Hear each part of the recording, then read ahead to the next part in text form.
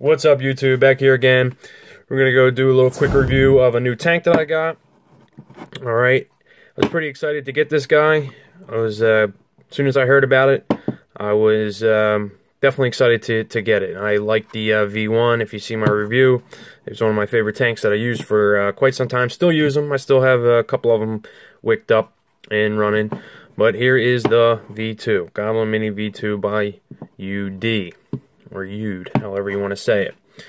Alright, so we'll open up the box here. Same card as before. Alright, show you the parts, how to fill it. File it off to the side. Take some cues from another YouTuber that I watch there. We don't need that. We don't need the books and shit. Alright, so here's the tank. Okay, put that to the side. Also in the box, you get the, you might recognize this from the V1, the Pyrex glass tip.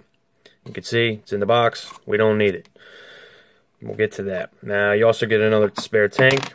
Now, what I also figured out through using the UD tanks, the tank sections from the Goblin Mini and the Bellis tanks are pretty much the same. They're kind of interchangeable. So, there's that. If you crack them, break them, then you have other ones. Get your usual stuff, O-rings, extra screws, your little spacer so you can use a single coil instead of a dual coil. I use this in dual coil mode. I don't think it quite works too well in single coil. I did it in the V1, didn't really care for it too much. Alright, now the other thing you get is the adapter. Now, this is completely opposite from V1. The V1 had the Pyrex tip in here with, you know, an adapter to put in, and then you can use a 510 tip. Well, luckily they did it opposite this time, which I'm so happy for. So the tip, you know, it's made for a 510 right away, and if you want to use the glass one, you put the adapter in, and you can use the Pyrex tip. It's tighter than the original. Still loose. Once it gets, you know, juiced up, it's gonna wiggle around. Looks cool if you want to use that little extra heat sink in there. I just use the regular tip that comes in it, or my own 510, but definitely use it the 510 way. Okay, so that's all the parts. So upgrade 1, 510 tip. Upgrade number 2, top fill. So now to fill this guy, all you gotta do, spin this off, fill it up. Nice holes, glass dripper fits, plastic bottles fit, good to go. Okay, upgrade number 2, or number 3 now, I guess we're up to. The airflow.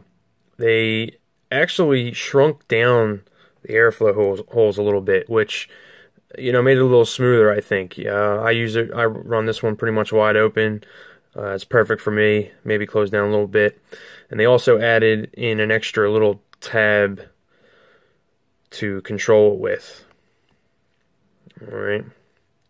So it works out good. Looks like gold-plated 510 pin. So, other than the couple little changes they did, which definitely improved it, top fill is great, you know, 510's great. Other than that, Vape's exactly the same. The deck inside is the same. It's got the same 4-post. The deck is a little bit larger too. The deck and the chimney, everything's a little bit larger, so it's just a touch easier to build, but for the most part, exactly the same. If you have the Mini V1, or you watch my V1 video, how I built it and wicked it, exactly the same as this one. So, just wanted to come on and show the upgrades. It's definitely a win. Check this tank out. Still a great vape.